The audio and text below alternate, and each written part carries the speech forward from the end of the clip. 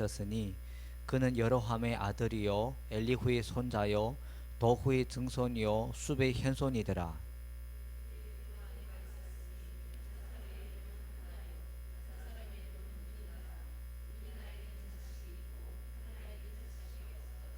이 사람이 매년 자기 성읍에서 나와서 실로에 올라가서 만군의 여호와께 예배하며 제사를 드렸는데 엘리의 두 아들 홈니와 비느하스가 여호와의 제사장으로 거기에 있었더라.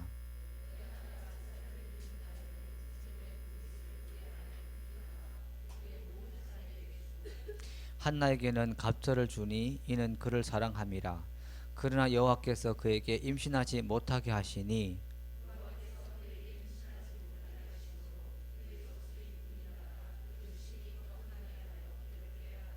매년 한나가 여호와의 집에 올라갈 때마다 남편이 그같이 하매 분인나가 그를 격분시키므로 그가 울고 먹지 아니하니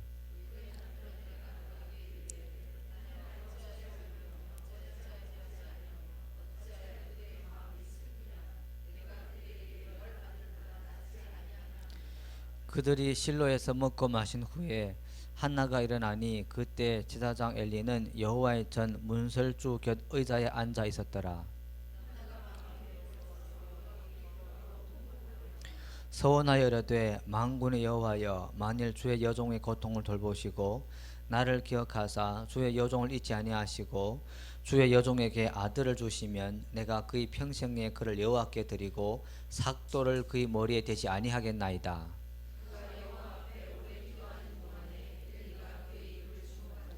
한나가 속으로 말하며 입술만 움직이고 음성은 들리지 아니하므로 엘리는 그가 취한 줄로 생각한지라.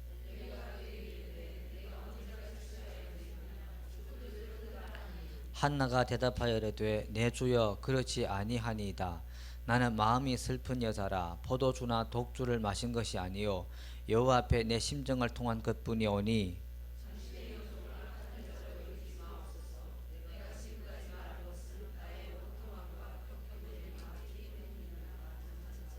엘리가 대답하여 이르되 평안히 가라. 이스라엘의 하나님이 내가 기도하여 구한 것을 허락하시기를 원하노라 하니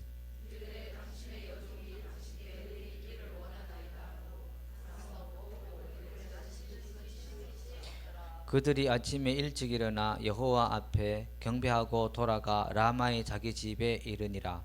엘가나가 그의 아내 한나와 동침하며 여호와께서 그를 생각하신지라. 한나가 임신하고 때가 이르매 아들을 낳아 사무엘이라 하였습니다. 이는 내가 여호와께 그를 구하였다 함이더라. 아멘. 오늘 우리 다같이 은혜 받으실 하나님 말씀의 제목은 하나님의 마음을 읽어내는 영성입니다. 하나님의 마음을 읽어내는 영성. 설교를 시작하면서 여러분들께 재밌는 퀴즈를 하나 내도록 하겠습니다. 무능한 설교자와 혼자 독가하고 계시는 할머니들의 공통점이 무엇입니까? 설교를 잘 못하는 목사님하고 혼자 독가하고 계시는 할머님들의 공통점은 영감이 없다라는 겁니다. 그래서 영감은 설교자에게 생명과도 같습니다. 영감이 뭐냐? 영감이라고 하는 것은 하나님 앞에 말씀을 받는 것을 말합니다. 여러분 다 아시겠지만은 설교자는 자기 말을 하는 것이 아니라 설교자가 설교하기 전에 먼저 설교를 말씀을 듣는 자가 되어야 합니다. 설교자는요, 이 앞에 서서 많은 사람들에게 설교하기 전에 먼저 골방에 들어가서 하나님이 하시는 말씀을 먼저 들어야 돼요. 성령 충만 받아야 합니다. 기름 부음을 받고 하나님의 의도와 하나님의 마음과 하나님의 뜻을 깨달아서 삶에 적용하고 그 다음에 내 안에 소화시켜서 하나님 말씀을 경험하고 나서 그 다음 많은 사람들에게 살아있는 메시지로 전해야 하는 것이 설교자입니다.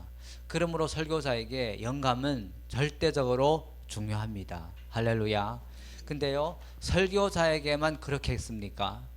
우리가 하는 모든 영역에 모든 사람은 결국은 삶을 통해서 하나님의 복음을, 메시지를 전하는 사람으로서 우리 모두에게 영감이 다 필요합니다. 가령 오늘 우리가 예배를 인도하시면서 반주자도 있었는데 이분들이 반주를 할 때 하나님부터 영감을 받아야 합니다. 공식으로 하는 게 아닙니다. 영감을 받아야 돼요. 같은 노래를 부르다 하더라도 성령님께서 회개의 영을 부어줄 수도 있고요, 기쁨의 영을 부어줄 수도 있고, 할렐루야, 하나님께서 어떻게 역사할지 모릅니다.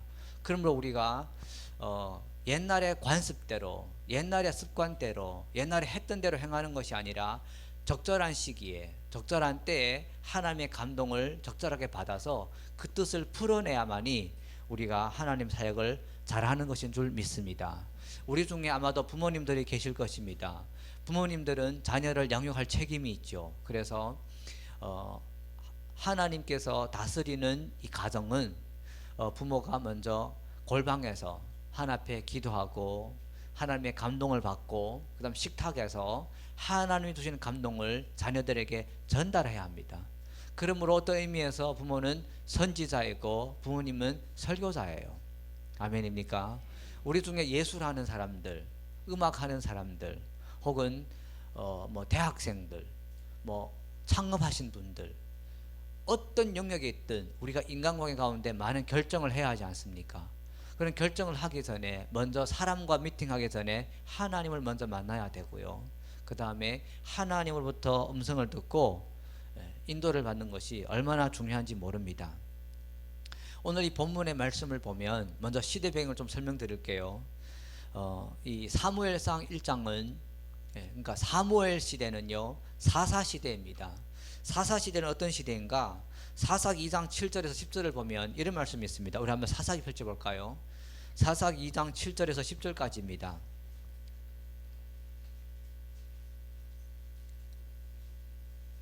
사사기 2장 7절에서 10절까지입니다.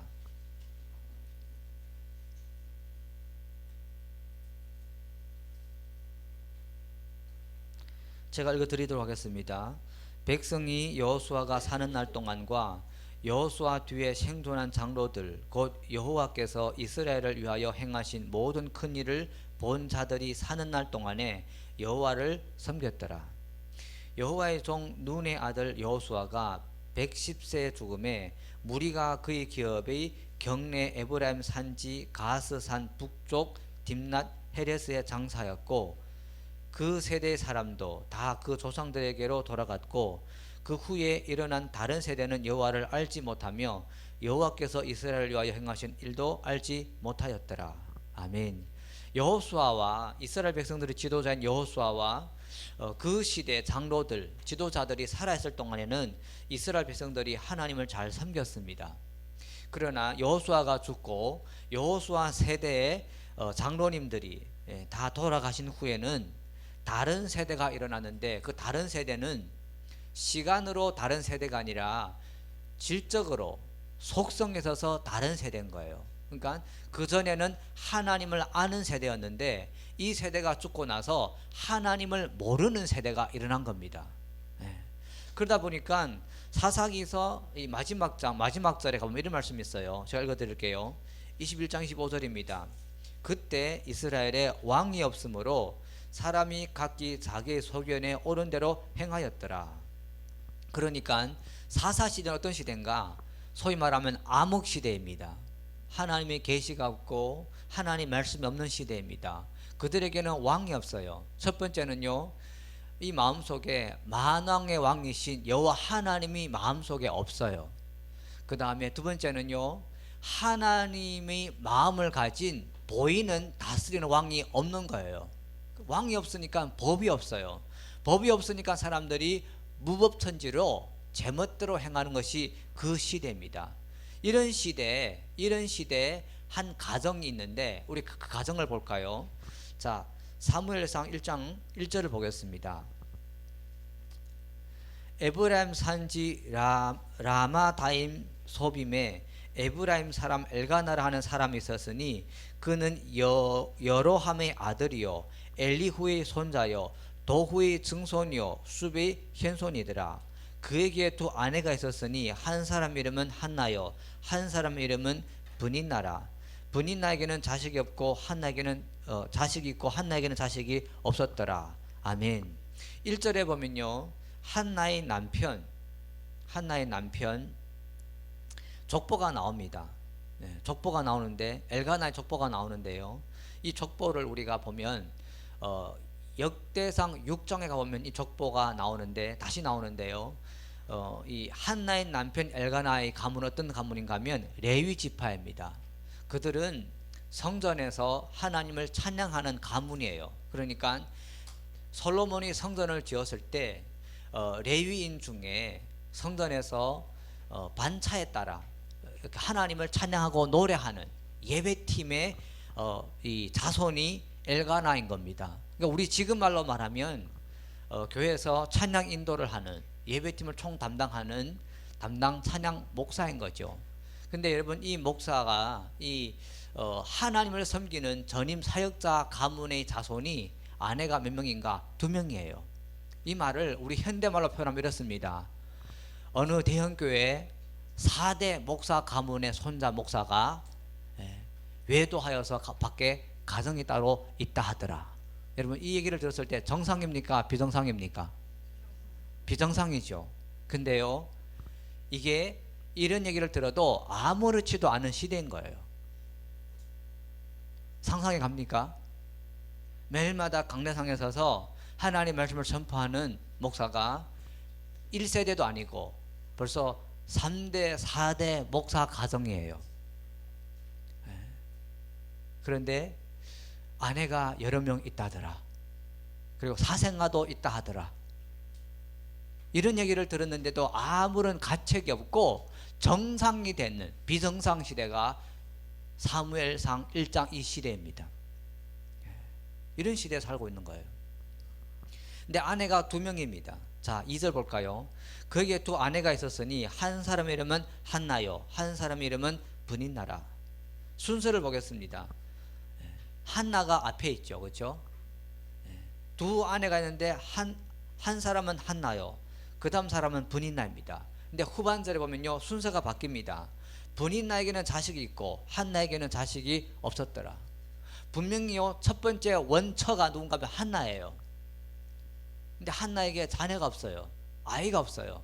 그러니까 후반부에 가서는 순서가 바뀌는 거예요. 우선순위가 누구인데 갑니까? 브닌나에게 가는 거예요. 그러면 이 엘가나와 브닌나의 이 결혼이 합법적인가?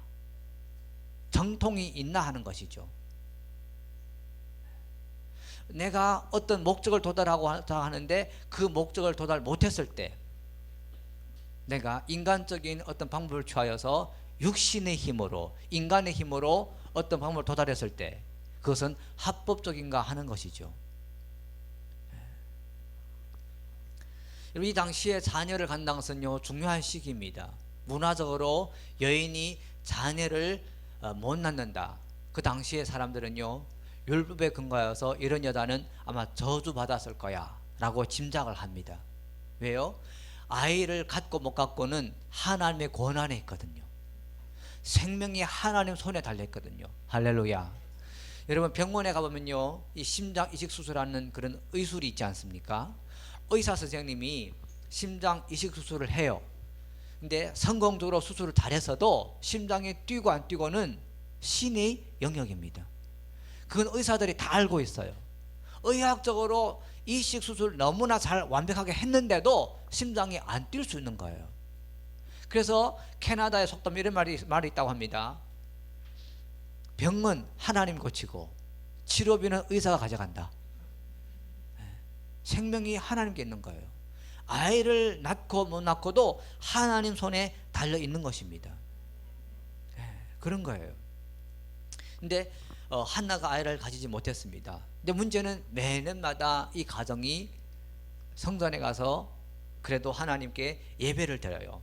그러다 보니까 떨어질래야 떨어질 수 없는 이런 상황 가운데 함께 가다 보니까 이제 한나가 괴롭힘을 당하는 겁니다. 저주받은 여인이요, 무슨 면목으로 하나님을 예배하러 가냐? 가서 죽어라. 너는 여자도 아니야 하면서 계속 괴롭히는 겁니다. 그래서 이 한나가 수년 동안 괴롭힘을 받다가 결국은 하나님 앞에 나아갑니다. 하나님 앞에 가서 통곡하며 울며 기도하죠. 성경 말씀 볼까요? 10절입니다. 한나가 마음이 괴로워서 여호와께 기도하고 통곡하며. 한나가 하나님 아버지 앞에 괴로워서요, 간절히 기도합니다. 여러분, 한나가 기도하는 것은요, 무엇이 없어서 기도하는 겁니까? 아들이 없어서 기도하는 거잖아요. 아들이 없어서 기도하는 거잖아요. 근데 한나가 기도하는데, 한나가 간절히 기도하는데 결국은요, 한나가 기도하다가 하나님 마음을 읽어냅니다. 자, 우리 다시 위로 올라가서요, 어디를 보냐면 1장 2절 다시 보겠습니다. 자, 그에게 두 아내가 있었으니 한 사람 이름은 한나요, 한 사람 이름은 브닌나라. 자, 여기서부터입니다. 보세요. 브닌나에게는 자식이 있고, 기억하세요. 있고입니다. 그 다음에 한나에게는 자식이 없고. 자, 앞을 보시겠습니까? 보세요. 브닌나에게는 자식이 있고 한나에게는 자식이 없고. 여러분, 브닌나는 어떤 자식이 있어요? 육신의 힘으로 난 자식이 있죠. 그러니까 육신의 사람인 거예요. 육신의 사람, 육신의 사람이 육신의 일을 했는데 육신의 열매는 있어요. 근데요, 합법적인 영적인 사람이 자녀가 없는 거예요. 근데 이어서 3절에 보겠습니다. 이 사람이 매년 자기 성읍에서 나와서 실로에 올라가서 만군의 여호와께 예배하며 제사를 드렸는데, 여기에 무엇이 있습니까? 엘리의 두 아들 홈니와 비나스가 여호와의 제사장으로 거기에 있었더라. 있다라는 거예요. 자, 앞을 다시 보시겠습니까? 보세요. 브닌나는 육신의 사람이에요. 육신의 일을 했어요. 육신의 열매가 맺혀졌어요. 합법적인 영적인 사람 한나는 자식이 없어요. 근데요, 브닌나 바로 아래 이어서 성전에서 타락한 육신의 제사장은 성전에 있는데 영적인 제사장은 성전에 없는 거예요. 이게 하나님의 마음인 겁니다. 이게 하나님의 고통인 거예요. 이게 하나님의 아픔인 거예요. 하나님의 성전에 하나님의 마음을 알고 하나님의 메시지를 대언해야 할 제사장이 없다라는 거예요. 엘리의 두 아들 홈니와 비나스는 어떤 사람입니까? 성전에서 예물을 드리기 전에 벌써 하나님 앞에 드리는 번제물을 중에 좋은 것을, 기름진 것을 가져가잖아요. 하나님께 드리는 번제를 무시해도 보통 무시하는 게 아니에요. 그들의 마음속에는, 그들의 눈에는 하나님이 없는 거예요. 그뿐이 아닙니다. 성전에서 봉사하는 여인들과 성전에 제사 드리러 왔는 여인들과 성전에서 간음을 행하는 거예요. 성전에 예배 드리러 왔는데 어느 자매가 이쁘다 데리고 앞에서 성관계를 가지는 거예요. 여러분, 하나님 마음이 어떻겠습니까? 여러분, 그 시대만 그렇습니까? 지금은 안 그렇나요? 지금은 어떻습니까? 이런 암흑한 시대에 한나가 자식이 없어서 하나님 앞에 간절히 기도하는데, 자, 한나만 자식이 없나요? 누구도 자식이 없나요? 하나님도 자기를 닮은 자식이 없는 거예요. 한나는 다른 사람들이 저주받은 여인이라고 회방하고 고통스러워서 자식이 없어 하나님 앞에 간절히 기도하고 하나님 앞에 울부짖는데, 아마도 이렇게 기도했겠죠. 하나님, 전지전능하신 하나님, 당신은 천지를 창조했다면서요. 왜 나에게 자식을 안 줍니까? 나는 합법적인 원처인데 왜 나에게 자식을 주지 않습니까? 그래도 되는 겁니까? 왜 브닌나에게는 자식을 줍니까? 하나님, 왜 공평하지 않습니까? 왜 기도를 응답하지 않습니까? 구하면 주신다면서요. 하나님 앞에 마음을 찢으면서 통곡하면서 하나님 앞에 막 기도를 하는 거예요. 근데요, 감정을 토하며 기도를 하는데 하나님 제 심정을 아십니까? 하나님 제 마음을 아십니까? 능력이 있다면서요, 아이를 왜 안 줍니까? 내 몇 년 동안 기다리지 않았습니까? 막 기도하는데 순간 하나님과 대화가 되면서 딱 통하는데요, 하나님이 그러시는 거예요. 너 마음을 내가 안다. 너만 아프냐? 나도 아프다. 나도 나를 대변하는 자식이 없다. 너 성전에 가봐라. 무슨 짓 하고 있냐? 그 성전 문을 닫았으면 좋겠다. 그 성전 문을 닫았으면 좋겠어.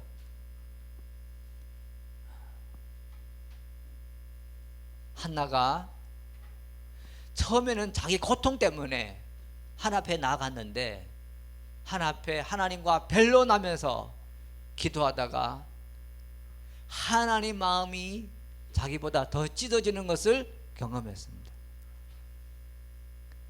여러분,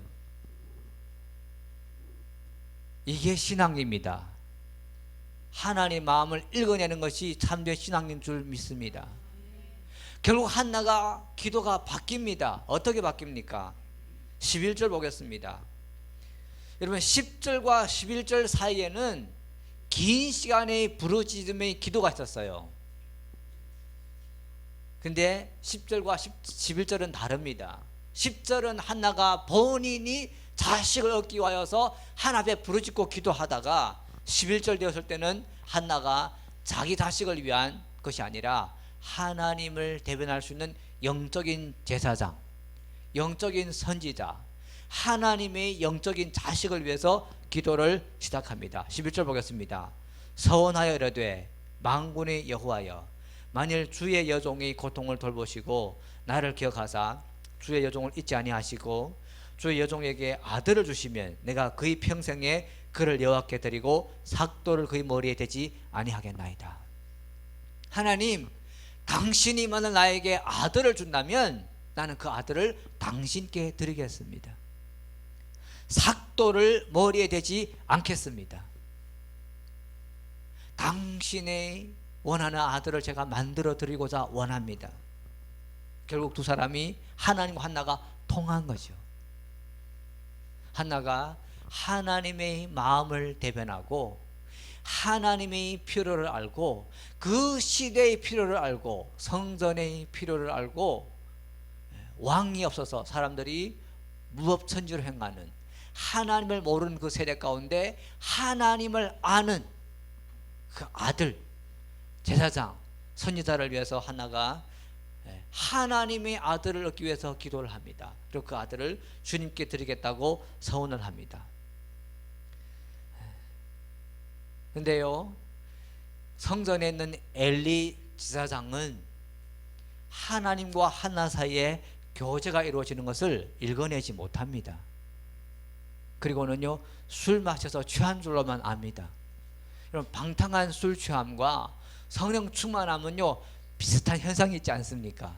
분간 못하는 거예요. 그래서 한나가 뭐라냐? 한나가 그럽니다.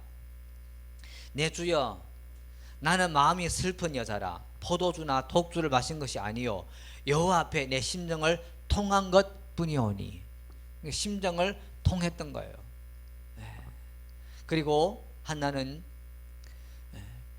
기도, 하나님 마음을 알고 기도 응답받고 툭툭 털고 나서 음식을 먹습니다. 그리고 얼굴에 다시는 근심의 빛이 없었고 이튿날에 하나님을 경배하고 고향으로 돌아갑니다. 그리고는 아이를 얻게 되죠. 그리고는 하나님과의 약속에 따라서 그 아들을 하나님 앞에 드리게 됩니다. 여러분, 제가 여러분들께 질문을 좀 던져보겠습니다. 여러분들의 삶 가운데 어떤 고통이 있나요? 그 고통을 응답받기 위하여서 하나님 앞에 나아가서 마음을 찢고 통곡하며 기도한 적이 있는가요? 기도를 안 하는 사람보다 훨씬 낫습니다. 그러나 하나님 앞에 마음을 직구하는 그 단계에서 멈추면 안 됩니다. 어떻게 해야 되냐? 하나님의 마음을 읽어내야 합니다. 아멘입니까? 제가 여러분들께 간증을 해드릴게요. 제 간증이 아니고 다른 분의 간증입니다. 최근에 어떤 형제님이 교제 가운데 본인이 직장에서 괴롭힘 받는 것을 얘기를 하더라고요. 회사에서 일을 하는데 다른 사람이 그 괴롭힘을 너무 당하는 겁니다. 너무 고통스러운 거예요. 그래서 일을 갈면서 저 원수 어떻게 하면 좋겠는가? 직장에 안 나갈 수는 없고, 근데 처음에 사랑하려고 애를 썼대요. 내 선으로 악을 이기라고 해서 일을 갈면서 막 의지로 사랑하려고 애를 썼대요. 근데 안 된다라는 거예요. 신앙생활은 그렇게 하는 게 아닙니다. 사랑하려고 하는데 안 되는 거예요. 선으로 악을 이기려고 하는데 안 되는 겁니다. 그러다가 테이블에 교제 시간에 이제 그걸 꺼내 놓은 거예요. 제가 들으면서 그 사람이 얼마나 나쁜 짓을 했길래 그렇게 고통스럽냐 했더니 막 이를 갈면서 침을 튀게 하면서 나쁜 짓 얘기하는데, 제가 봐도요, 야, 나도 힘들겠다. 나도 진짜 죽이고 싶다. 그 정도입니다. 근데 중요한 것은요, 제가 그랬어요. 형제님, 하나님의 관점에서 보았을 때 형제님도 하나님의 원수였어요. 그 사람 형제님을 괴롭힌 것보다 형제님이 하나님을 더 괴롭혔어요. 그 얘기를 딱 하는 순간 형제님이 몽둥이 얻어맞은 것처럼 순간 깨달은 거예요. 맞다. 나를 괴롭혔던 그 사람의 죄성이 나에게도 있구나. 뿐만 아니라 내가 하나님을 더 괴롭혔구나. 내가 하나님의 원수였구나. 하나님 나를 어떻게 대했지? 그것을 깨닫는 순간에 이 마음속에 은혜가 넘치면서 그 사람을, 자기를 괴롭힌 사람을 품을 수 있는 힘이 넘치기 시작한 거예요. 할렐루야. 여러분 중에 혹시 외로운 분이 계신가요? 다른 사람에게 배신당한 분이 계신가요? 얼마나 고통스러운지 경험해보지 못한 분은 모르시겠죠. 내가 의리가 있고 정말 모든 것을 쏟아서 사랑하고 섬겼는데 배신을 당할 때는 엄청 고통스럽겠죠. 그 문제를 갖고 하나님 앞에 나와서 기도하면요, 여러분, 예수님께서 십자가에서 하나님 아버지에게 버림받고 인간들에게 버림받고요, 벌거벗김을 당하고 골고다에 못 박혀서 사람들 앞에 들리는 것, 그것을 하나님께서 깨닫게 하실 것입니다. 우리는요, 똑같은 죄인이에요. 나를 배신한 사람도 죄인이고 나도 죄인이에요. 근데 예수님은요, 죄를 모르는 분이에요. 예수님은 하나님의 아들이에요. 예수님이 하나님 아버지에게 버림받았고요, 인간들에게 모두 다 버림받았어요. 그래서 예수님의 외로움을 우리가 내가 고통을 당하면서 경험할 수 있는 것입니다. 한나가 그런 상황이에요. 한나가 아들이 없어서 고통당하는데 결국 하나님 아버지에게도 아들이 없었던 거죠. 그래서 한나가 하나님 앞에 소원을 하고 아들을 주시면 그 아들을 하나님 앞에 드리겠다고 합니다. 결국 사무엘이 태어났죠. 태어난 지 8일 만에 할례를 향하고 젖을 뗀 다음에 그 아이를 성전으로 데려갑니다. 근데 그 아이가 성전에서 어려서부터 하나님을 섬기게 되고 선지자로 성장하게 되죠. 성경에 잘 보면요, 사무엘상 2장 3장에 보면 사무엘이 어려서부터 제사장들이 입는 에봇이라는 옷을 입고 하나님 앞에 섬겨요. 그 말은요, 그 당시에 어린 아이가 율법에 대해서 공부를 하고 열심히 한다는 의미를 표시하기 위해서 그렇게 기록하고 있습니다. 사무엘은 어렸을 때부터 성전에서 심부름꾼으로, 엘리의 심부름꾼으로 많은 일을 했어요. 작은 일에 충성하고 맡은 일에 충성했을 뿐만 아니라 더 중요한 것은 율법, 하나님 말씀, 모세오경을 끊임없이 연구하고 배웠어요. 그리고 그 말씀을 적용하고 순종했어요. 그리고 그가 커가면서 엘리와 두 아들이 죽게 되고 사무엘이 선지자로 일어서게 되지요. 결국 하나님께서 사무엘을 통하여서 그 시대에 하나님 말씀을 선포하게 되는데 하나님께서 사무엘 입술에 나온 말씀이 모두 다 이루어지게 합니다. 그리고 사무엘이 나중에요 하나님의 음성을 듣고 다윗 왕을 기름 붓습니다. 여러분, 왕이 있기 위해서는 먼저 선지자가 있어야 되지 않습니까? 사무엘이 다윗 왕을 기름 붓고 하나님을 경외하는, 하나님 마음이 합하는 왕이 세워지게 되면서 시대가 바뀌게 됩니다. 여러분, 한 여인 한나의 기도로 하나님 나라에 하나님 마음을 알고 하나님을 대변할 수 있는 하나님의 아들 선지자가 일어서므로 왕이 생기게 되고 이스라엘 나라가 어둠에서 빛으로, 할렐루야, 하나님 나라가 확장되는 거예요. 그 시작은 어디에서부터 시작됐냐? 고통스러운 한 여인, 사람들에게 버림받은 한 여인. 여러분, 구약 시대는요 족보에 여자 이름들이 없습니다. 이 시대는요 여인들이 남성들이 존중받는 시대입니다. 근데 이 암흑한 시대에 하나님은요 한나라고 하는 한 여인을 사용했습니다. 그래서 여러분, 우리 가운데 자신을 봤을 때 볼품없다, 평범하다, 못생겼다, 가진 것이 없다라는 사람들, 여러분 회개하셔야 합니다. 하나님의 능력은 여러분들을 충분히 사용할 수 있습니다.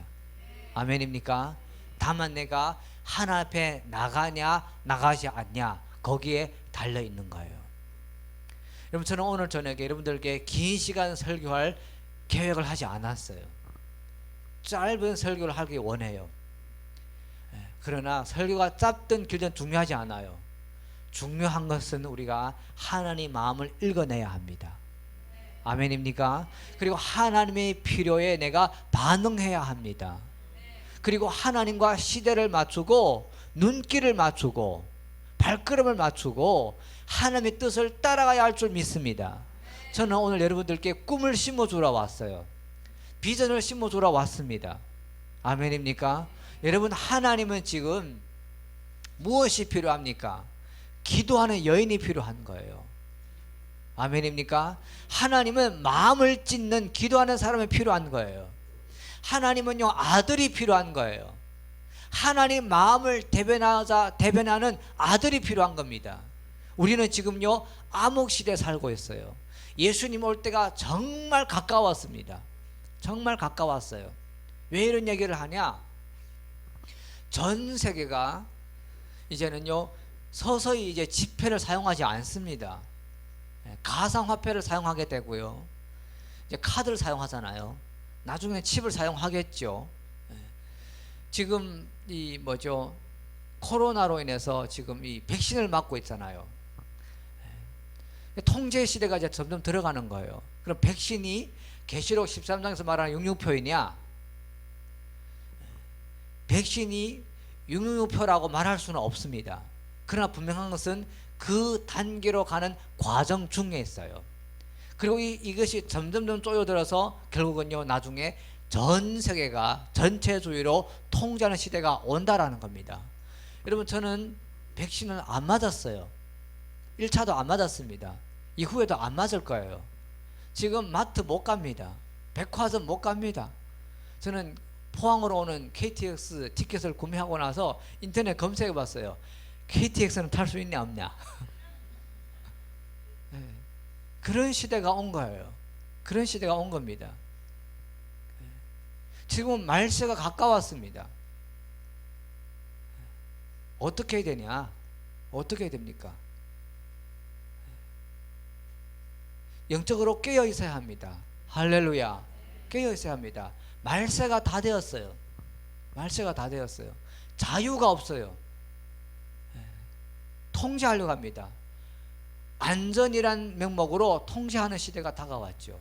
인권이란 그 면목으로 동성애도 연애도 허락하지 않습니까?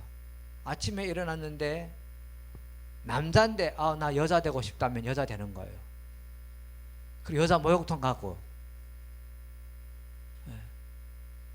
경찰들이 오면 나는 여자로 생각한다고 그러면 풀어줘요. 말이 됩니까? 우리가 지금 이런 시대에 살고 있어요. 뉴스에 보면요, 강아지를 학대했다고 법으로 이렇게 조치를 취하는 시대가 왔어요. 그럼 강아지가 뭡니까? 강아지가 뭐예요?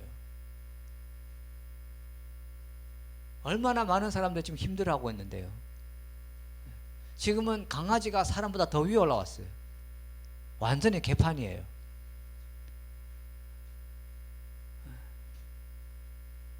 여러분, 어떤 가정은요, 모르겠습니다. 우리 중에도 강아지 키우는 사람인지 모르겠지만은 강아지는 사람이 아닙니다. 강아지는 가축이고 짐승입니다. 근데 강아지를 갖고 아들이다, 딸이다 이름을 부르는 사람 잘못된 거예요. 잘못돼도 너무 잘못됐죠. 우리 입술의 고백이 얼마나 중요한지 몰라요. 민수기 14장 28절에 말씀했어요. 너희들이 내 귀에 닿는 말대로 내가 너희들에게 응답하겠다고 합니다. 우리가 말 조심해야 돼요. 그래서 하나님이 아브라함을 아브라함으로 바꾸었잖아. 이름도 사례를 사라로 바꾸었잖아요. 근데 개 보고 아들이라고 합니다. 그럼 내가 누구예요? 개가 되는 거예요. 난 하나님 형상이잖아요. 그렇죠? 그러면요, 개처럼 살게 돼 있어요. 왜? 고백대로 이루어지거든요. 진화론이 왜 무서운지 아십니까? 우리의 조상이 원숭이라고 해요. 그러면 말 바꾸면요, 나는 짐승의 새끼인 거예요. 그러면 짐승처럼 살게 돼 있어요. 그 시대가 음란적인 거예요. 고백대로 이루어지는 거예요. 여러분, 강아지는 강아지예요. 강아지 키우는 건 죄가 아닙니다. 그러나 구별을 해야 합니다. 우리가 이런 말세 이런 암흑한 시대에 살고 있어요. 사람들 분별해낼까요? 분별 못하죠. 전에 제가 섬겼던 교회에 장로님 집에 강아지가 있어요. 강아지가 죽었어요. 권사님이, 부인 되는 권사님이 우울증에 걸렸어요. 남편이 그러는 거예요. 여보, 내가 있잖아. 왜 그래? 했더니 당신이 뭔데? 내 새끼가 죽었는데. 그 권사님은 개와의 혼적 결합이 이루어진 거예요. 이거는 병입니다. 영적인 병이에요. 여러분, 성경에 보면요, 귀신이, 예수님이 축사를 했을 때 귀신이 돼지떼 안에 들어가잖아요. 질문, 개 안에 들어갈 수 있을까 없을까요? 귀신이 있죠. 있죠. 재작년인가 작년인가, 제가 숫자에 약합니다. 이해해 주십시오. 작년이었는지 재작년이었는지 정확히 생각 잘 안 나는데, 제가 아는 어떤 전도사님이 이 치유 은사가 있어요. 근데 어떤 젊은 청년이 자살을 한 거예요. 근데 자살한데 그래도 발견이 돼가지고 뇌사 상태로 살아있어요. 병원에 가서 계속 기도를 해줘요. 계속 기도를 해주는데, 그걸 하나님께서 말씀하셨어요. 희망이 없다. 그러니까 장기를 이렇게 기부하고 보내라는 거죠. 근데 이제 집에서 자살했기 때문에 집에 와서 청소를 해야 되잖아요.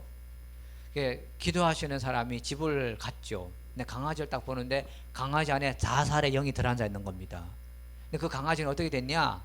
길거리에 다니는 버린 강아지를 불쌍해서 집에 데려온 거예요. 근데 그 강아지 안에 자살의 영이 있는데 강아지를 끌어안고 자고 놀고 입 맞추고 하니까 들어간 거예요. 그럼 자살한 거예요. 여러분, 우리는 영적 세계를 알아야 됩니다. 지금이 말세입니다. 그리고 강아지를 키우는데 돈 들잖아요. 그걸로 선교하면 얼마나 좋아요. 그걸 영혼 구원하면 얼마나 좋아요.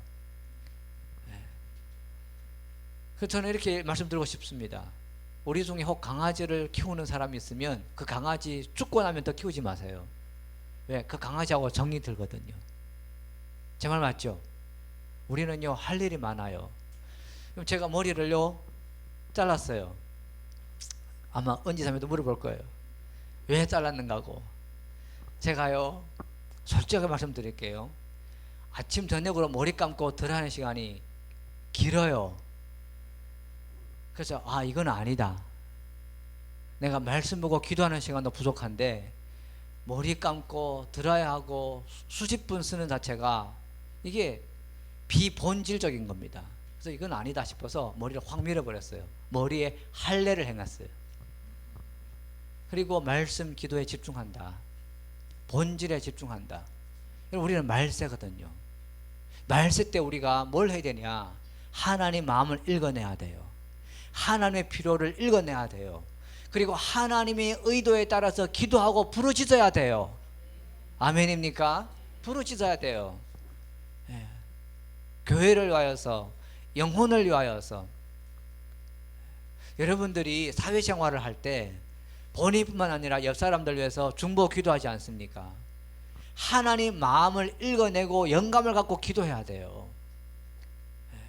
이제는요 물론 열심을 갖고 기도하는 건 좋아요. 그러나 하나님의 의도를 알고 그 사람의 필요를 알고 기도하는 것이 훨씬 낫습니다. 그러니까 하나님 마음을 읽어내야 되는 거예요. 우리는 과거에 하나님 마음을 알아야 된다, 말씀을 묵상해야 된다라고 많이 배웠어요. 근데 지금은요 한 걸음 더 나가서 말씀을 묵상할 뿐만 아니라 내가 섬겨야 할 그 사람도 묵상을 해야 돼요.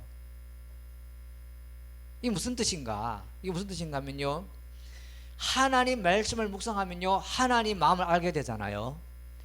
하나님을 닮게 돼요. 하나님을 알게 됩니다.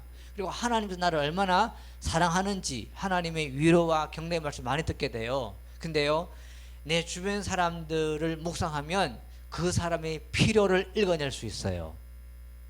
제가 예를 들어 설명할게요. 이렇게 예를 드는 이유는 여러분들에게 도움 드리기 위해서입니다.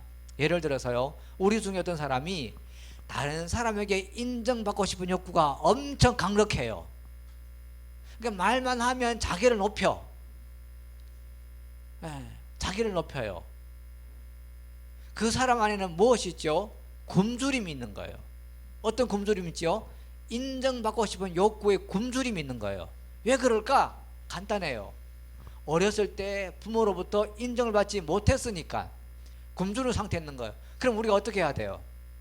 그 사람이 하나님과 1:1 교제가 이루어지면 하나님으로부터 인정을 받겠죠. 그것이 안 될 때 어떡합니까? 하나님의 통로로 내가 역할을 하는 거예요.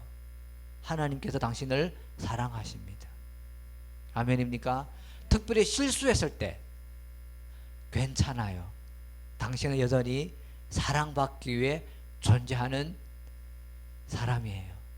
그렇게 위로를 해주면 그 사람 심령의 영혼의 굶주린 부분이 채워지면요 사람이 변합니다. 아멘입니까? 변한 거예요. 이게 말세 때 우리가 해야 할 사역인 거예요. 그래서 여러분 기도를 할 때 방언으로 긴 시간 기도하는 것 너무나 중요합니다. 그리고 그렇게 기도를 해야 합니다.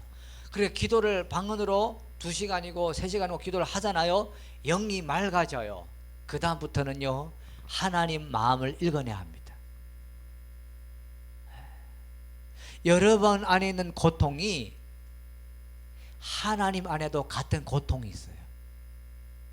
여러분 안에 있는 외로움이 하나님 안에도 그 외로움이 있는 거예요. 여러분들이 느끼는 감정이 하나님에게도 그 감정이 있어요. 왜요? 우리는 지금 음란하고 죄악된 세대에 살고 있거든요. 교회가 변질했어요. 교회가 타락했어요. 많은 주의 종들이라고 하는 사람들이 하나님을 잘 몰라요. 영감이 없는 설교하고 교회를요 회사 경영하듯이 해요. 이게 문제인 거예요. 여러분 교회는 회사가 아니죠. 할렐루야. 교회는 어떤 곳입니까? 교회는 하나님을 예배하는 곳이죠. 영혼을 구원하는 곳이죠. 교회의 본질이 뭡니까? 말씀과 기도와 예배와 선교와 영혼 구원과 교제와 봉사와 헌금이죠. 할렐루야. 그 외에 다른 것 필요 없어요. 아멘입니까? 본질에 집중하면 돼요.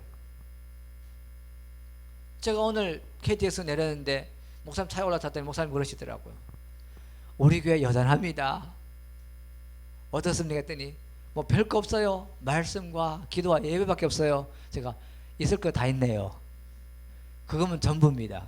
다른 게 필요 없습니다. 할렐루야. 다른 게 필요 없는 거예요. 본질에만 집중하면 되는 겁니다. 아멘입니까? 그리고 하나님 마음을 읽어내야 돼요. 그리고 기도해야 돼요. 그리고 하나님께 없는 것을 채워드리는, 하나님의 필요를 채워드리는 그런 인생이 가장 아름다운 인생인 줄 믿습니다. 여러분, 입장을 바꾸어서 여러분들이 기도할 때마다 응답이 돼가지고 여러분들의 기도가 하나하나씩 다 응답된다고 합시다. 그런데 하나님의 필요, 하나님 마음을 모르면 3류 인생밖에 못 사는 거예요. 그러나 내가 내 필요 때문에 하나님 앞에 나아갔는데, 내 고통으로 마음을 찢으면서 하나님 앞에 기도를 하는데 하나님 마음이 읽어지고 하나님의 필요가 깨달아지고 내가 하나님의 필요를 채워야지, 하나님의 유료를 채워야지, 그렇게 기도하고 하나님의 관점에서 하나님의 입장에서 내가 기도하고 하나님의 필요를 채워줄 때 우리의 인생은요 가장 의미가 있어요. 가장 가치가 있어요. 그러면 하나님 여러분들을 흠모하고 사모할 것입니다. 야, 내 마음에 정말 합한다. 어떻게 내 생각을 알았지? 어떻게 내 마음을 알았지? 어떻게 내 고통을 알았지? 야, 하나님이 그럽니다. 내가 위로가 된다. 내가 흡족하다. 그런 신앙이 우리에게 있어야 할 줄 믿습니다. 결론, 한나는요 한 여인이지 않습니까? 한 여인의 기도로 시대가 바뀝니다. 시대가 바뀌어요. 여러분, 지금은 인터넷 시대지 않습니까? 지금은 유튜브도 있지 않습니까? 지금은요 전 세계가 소식을 전하기가 얼마나 쉬운지 모릅니다. 이러한 시대에 여러분, 하나님 마음을 헤아려서 하나님의 필요를 채워주는 여러분 되시기를 예수님 이름으로 축복합니다. 그래서 하나님께서 여러분을 통해서 이 시대를 변화시키는 그러한 사역이 이루어지기를 정말 축복합니다. 여러분, 하나님을 하기가 얼마나 쉬운지 몰라요. 제가 오늘 오면서도 책을 이렇게 보는데 한 평범한 한 가정주부가 휴대폰으로 아이가 태어나서부터 육아하는 것을 찍는 거예요. 뭐 기술이 있는 것도 아닙니다. 찍어요. 대신에 찍으면서 그 아이를 향한 마음, 생각, 마인드 이런 것을 계속 얘기하는 거예요. 근데 구독자 수가 30만 명이 넘어요. 그뿐이 아니에요. 그 아이에게 사용하는 용품 브랜드도 다 찍어줘요. 결국 그 유튜브를 보는 사람이 이 평범한 여인을 통해서 같은 브랜드를 이렇게 사가요. 매출이 나오죠. 수입이 나오죠. 적어도 그 가정주부 한 명은요 30만 명 되는 작은, 적어도 시골보다 큰, 그렇죠? 작은 도시만큼의 영향력을 행사하는 거예요. 우리는 지금 그런 시대에 살고 있어요. 여러분들이요 하나님 마음을 헤아려서 하나님의 필요를 적절하게 반응하고 하면요 하나님 여러분들을 들었을 것입니다. 또 여러분들 통해서 많은 사람들에게 영향력을 끼칠 것입니다. 아멘입니까? 저희 교회에 한 4개월 5개월 전에 새신자 한 명이 왔어요. 근데 그 감성적이고 성격이 예민해요. 근데 말씀을 이제 그 공부하기 위해서 제가 이제 공부를 하는데 성경 말씀 읽으니까요 이 친구가 섬세하니까 하나님의 의도를 잘 깨닫는 겁니다. 잘 깨닫는 거예요. 지난주, 그러니까 이틀 전에 저보고 그러는 거예요. 제가 그랬죠. 기도할 때 하나님 마음을 주시면 순종하라고 그랬죠. 이 친구가 가게를 오픈했어요. 근데 두 손님이 왔어요. 근데 마음속에 이런 생각 들더래요. 돈을 받지 말아야 되겠다. 그 돈을 안 받았어요. 그리고 보냈어요. 보내고 나니까 후회스러운 거예요. 내가 돈을 받았어야 되는데 이게 내가 하나님의 인도 맞냐? 이거 내 생각이 아니야? 내가 받았어야 되는데 이거 아깝다 하고는 있는데, 그 서비스 받고 간 손님이 댓글을 엄청 길게 댓글을 올린 거예요. 근데 그 댓글을 보고 10명이 왔어. 그러더니 무릎을 탁 치면서 이거구나, 성령의 인도받는 게 이거구나 깨달은 거예요. 할렐루야. 여러분들이 하나님의 필요를 채워주잖아요. 하나님 여러분 필요를 안 채워주겠습니까?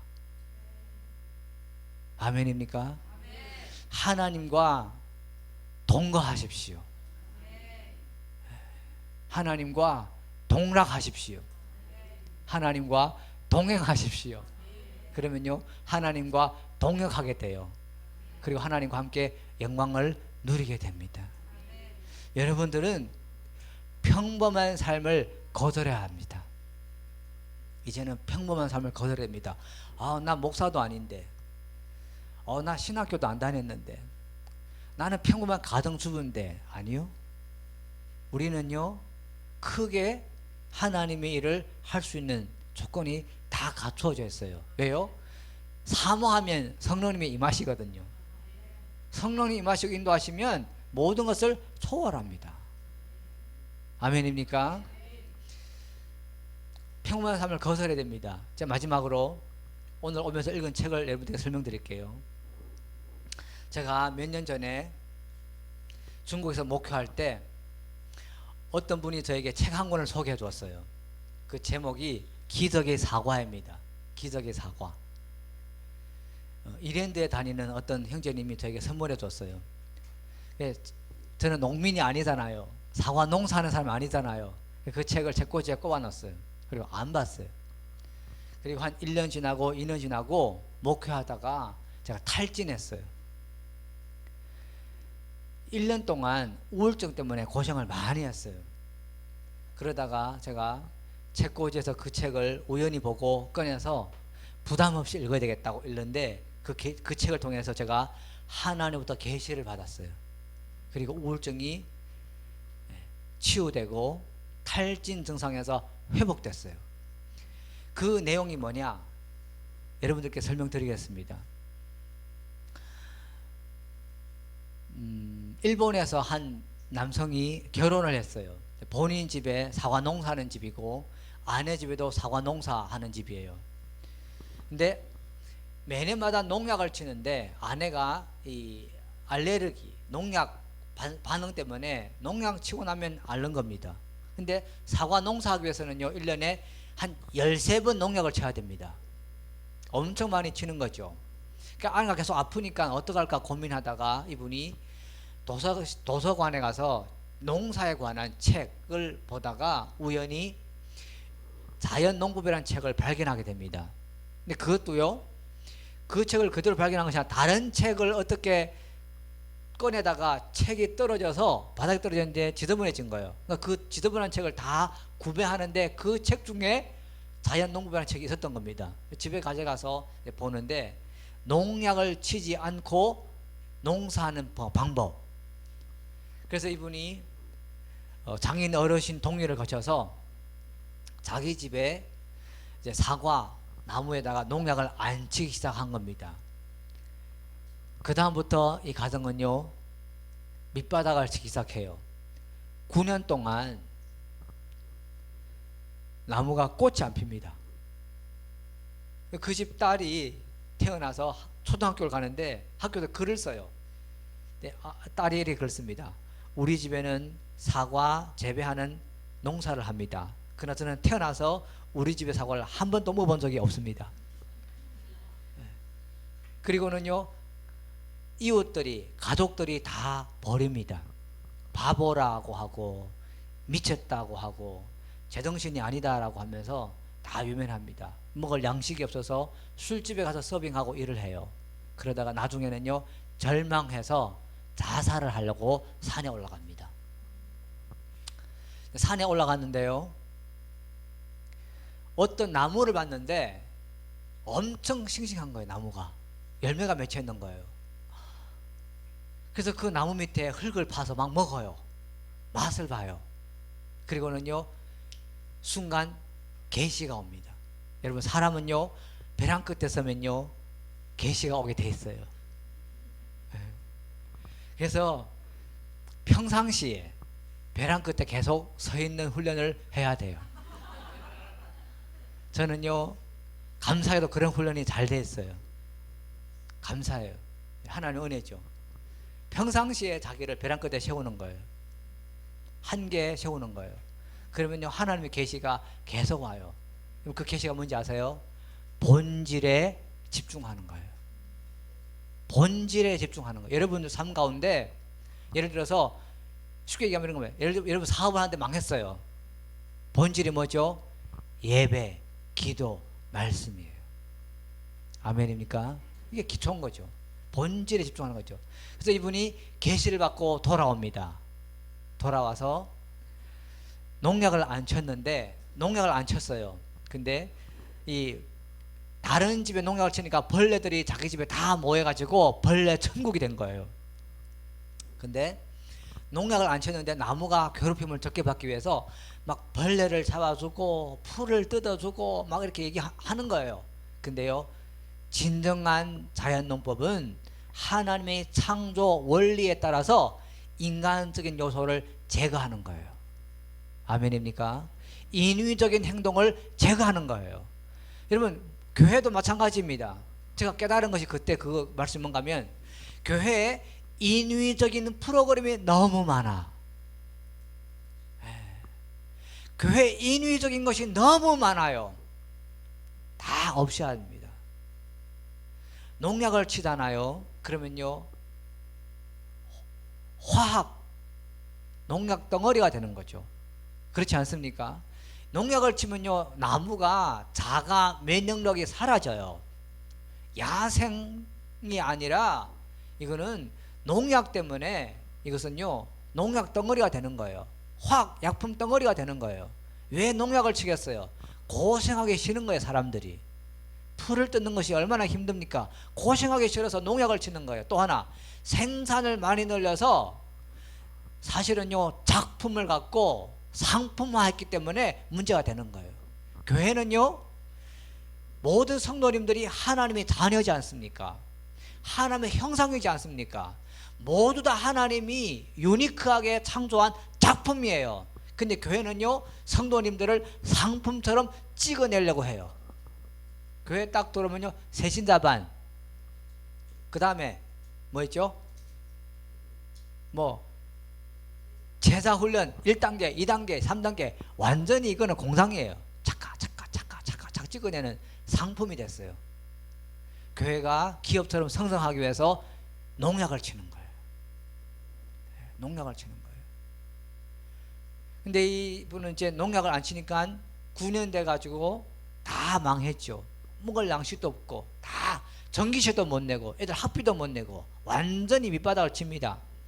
자살하려고 갔다가 깨닫고 돌아와서 이제는요, 풀도 안 뜯어요.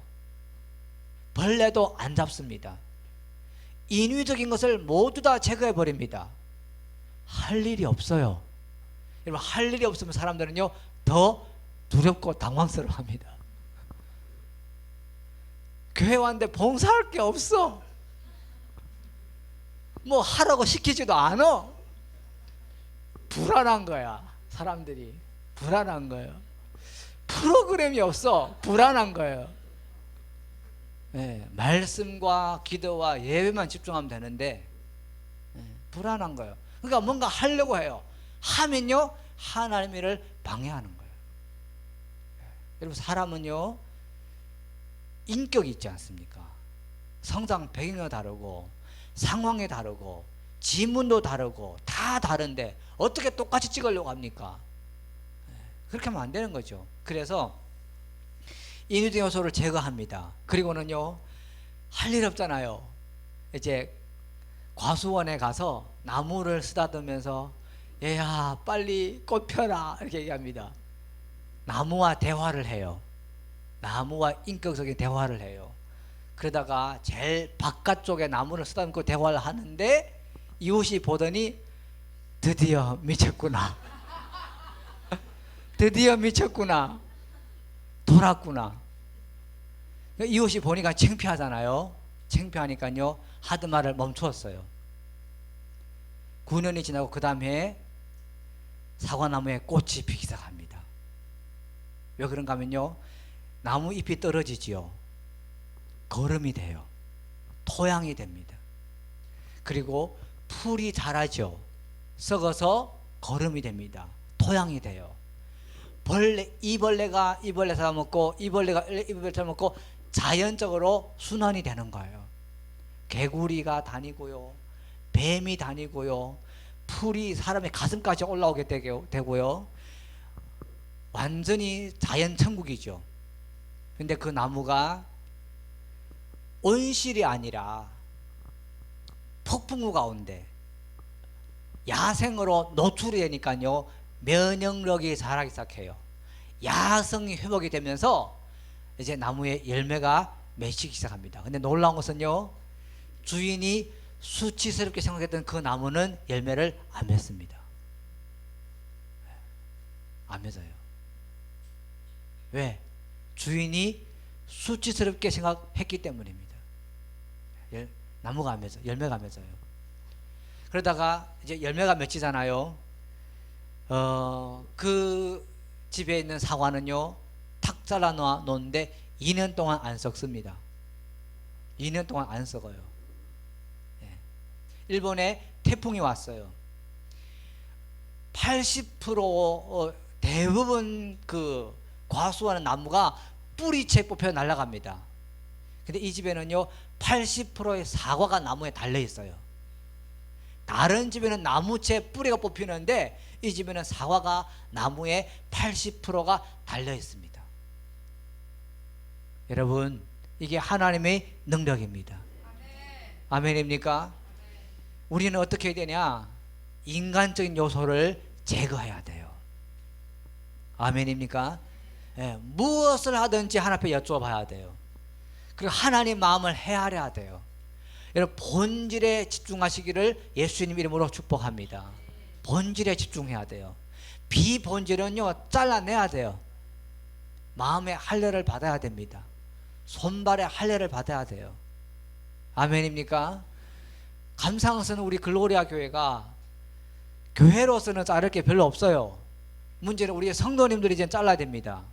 비본질을 잘라야 돼요. 아멘입니까? 우리 사모님 집에 가보면요, 옷이 몇 벌 없어요. 근데 잘 입어요. 돌려가면서 입는 거예요. 왜요? 본질에 집중할 수 있거든요.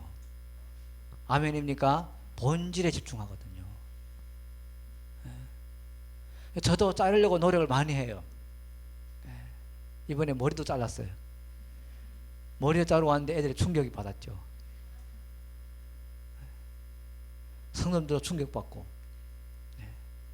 여러분, 1시간 됐으니까 이제 마치겠습니다. 한나는 하나님 아버지 마음을 읽어냈어요. 그렇죠? 그리고 처음에는 자기의 고통 때문에 기도했지만은 이제는 하나님의 입장에서 하나님의 고통을 덜어주기 위하여서 하나님의 필요를 위해서 기도했어요. 그리고 시대를 바꾸었어요. 여러분, 시대를 바꾸는 여러분 되시기를 예수님 이름으로 축복합니다.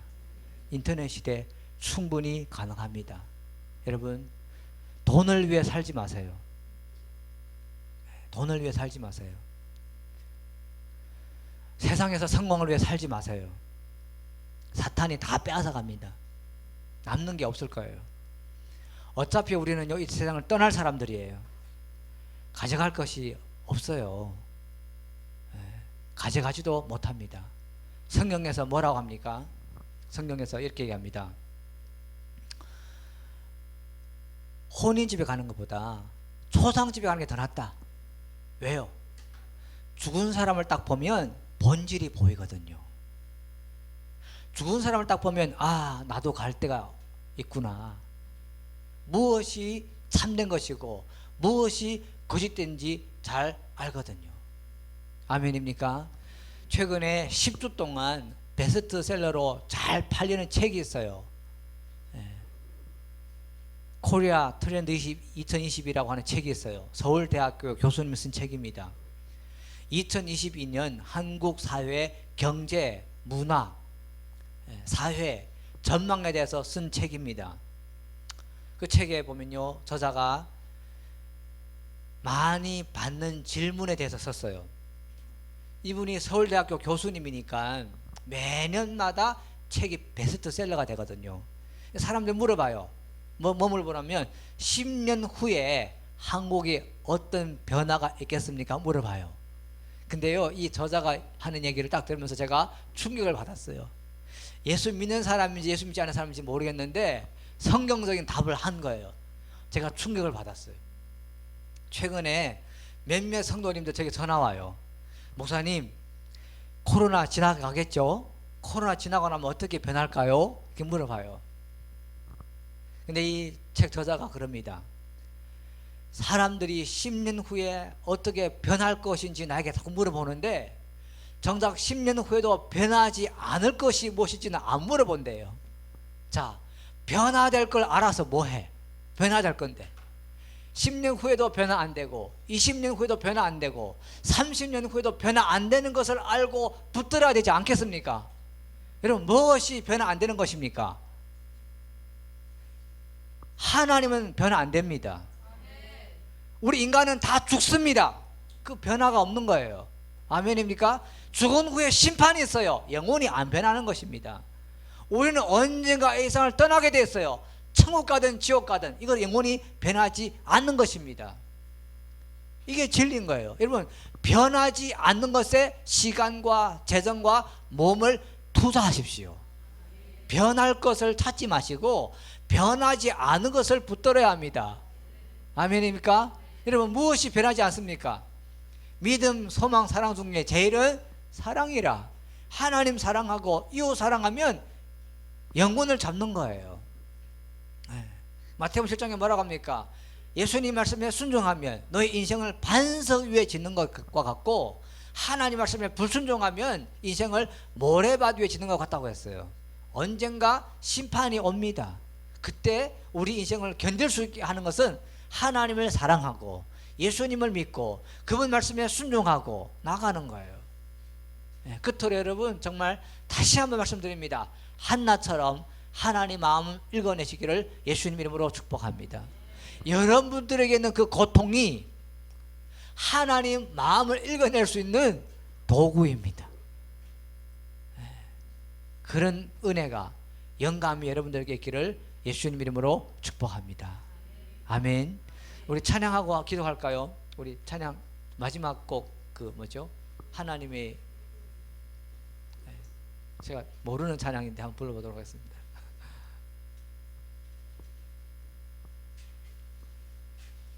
우리 찬양하고 함께 기도하도록 하겠습니다. 여러분들 마음속에 그 고통이 마음속에는 그 고통이 여러분들을 하나님 앞으로 이끌 것입니다. 그리고 기도하다 보면 여러분들이 하나님 마음을 느낄 거예요. 아들이 없어서 고통하는 사람, 하나님에게 하나님 사랑하는 아들이 없음을 느꼈던 한나처럼 우리 중에 외로운 분들 계시죠? 하나님 외롭습니다. 여러분들 자녀들이 말 잘 안 돼서 고통스럽습니까? 여러분들 자신이 하나님의 자녀인데 하나님 마음을 엄청 아프게 하고 있습니다. 입장을 바꿔보면요, 우리는 하나님 마음을 금방 알 수 있어요. 여러분들에게 미운 원수가 있습니까? 여러분들이 하나님의 원수입니다. 그 사람이 나를 괴롭혔던 것처럼 나는 적절히 하나님 마음을 괴롭히고 있어요. 여러분, 제가 하루는 토요일 날에, 여러분들 아마 이 간증을 했을 겁니다. 토요일 날에 설교하려고 사무실 들어가는데 하나님이 그러시는 거예요. 기도실로 가라. 제가 기도실에 가서 무릎을 꿇었어요. 어차피 내일 주일인데 기도해야 되는데 기도하지 뭐 하고 무릎을 꿇었어요. 그때 하나님이 그러시는 거예요. 설교를 위해 기도하지 말고, 교회를 위해 기도하지 말고, 너 직업을 위해 기도하지 말고, 나하고 목적 없이 순수한 동기로 친구처럼 좀 편하게 대화하자. 제가 무릎 꿇은 상태에서 편하게 다리를 꼬고 앉았어요. 그래서 제가 그랬어요. 한번 해봅시다. 내일 설교 있는데 다 제쳐놓고 설교 죽을 수든 망치든 신경 안 쓰겠습니다. 한번 대화해봅시다 하고 대화를 하는데 갑자기 제 입에서 툭 튀어나온 얘기가 오래간만입니다. 그러고 보니까 내가 예수님과 친구로서 순수한 동기로 기도한 지가 벌써 오랜 전인 거예요. 갑자기 제 앞에 예수님이 나타나시더니 예수님이 우시는 거예요. 예수님 얼굴 보니까 예수님이 외롭다라는 거예요. 아, 내가 필요할 때 예수님을 찾았고 도움이 필요할 때 예수님 찾았구나. 내가 예수님의 친구가 되지 못하고 예수님 옆에 없었구나. 여러분, 방언으로 간절히 기도하는데 여러분 기도가 어떤 기도입니까?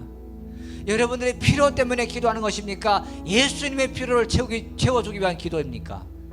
여러분들이 어떤 인간적인 목적을 갖고 기도한 것입니까? 아니면 순수한 동기로 있는 그대로 예수님과 마음 나누기 위해서 기도하는 겁니까? 연인들은요, 있는 자체가 즐거운 거예요. 그렇지 않습니까?